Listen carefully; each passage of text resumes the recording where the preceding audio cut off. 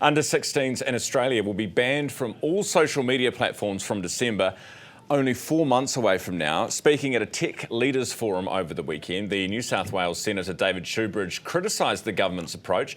He describes it as a, quote, mad political rush, and he predicts the rollout of the bill would be an ongoing disaster. Host of Business of Tech podcast, Peter Griffin, was in Australia for the forum, and he's with us now. Hey, Peter.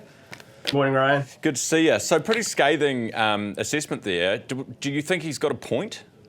I think he does have a point. Look, we're 4 months away now from the Australians doing a social experiment that hasn't been done on a national scale anywhere in the world. So, it's aimed at under-16s, but every single Australian will now have to verify their age. And the technology that they will use to do that hasn't been decided on, but the government has been trialing age verification technology, everything from photo ID checks to face scanning age estimation tools.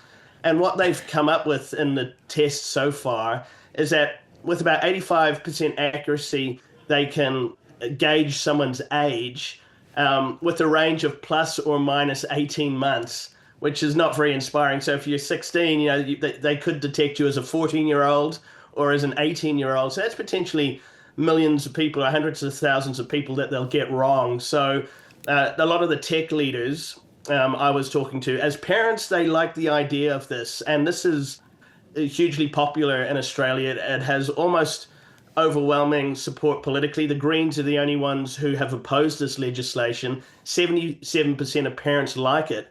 But the tech people I was talking to said it's a disaster in terms of how to implement this in a reliable way that protects people's privacy and is not going to cost the government a lot of money to run. So I can't see this happening in December. I think they're going to have to defer it into next year.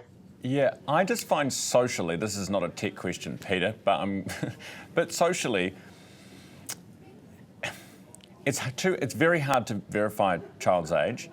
We don't want them going on social media because it's really harmful. We all know that.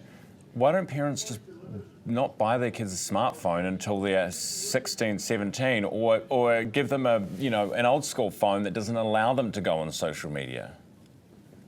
I totally agree. As David Shoebridge put it, philosophically, he said, it's like telling kids you can't have any junk food, you can't have any McDonald's up till age 16, then fill your boots. And we know when you prohibit someone from having something, then they'll go nuts when they do have it. So, the answer really is parents, having meaningful input into the lives of the minors they are responsible for, and being more engaged in their online activity. And there's parental controls, there's filtering software, there are group apps where you can join in with your kids and at least have a look at what they're doing. So, making them digitally literate as 10-year-olds, as 12-year-olds, so that when they go into the digital world, they're savvy about it. So I think that is the answer, and maybe that's where we'll end up.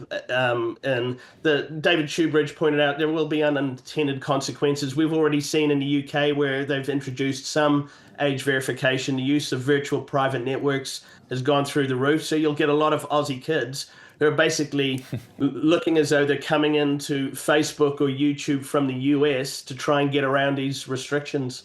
Yeah, the same thing, I lived in China for a while. You're not allowed to go on Facebook in China, but everyone just got a VPN. You know what I mean? Kids are smart. Great firewall. Yeah, exactly.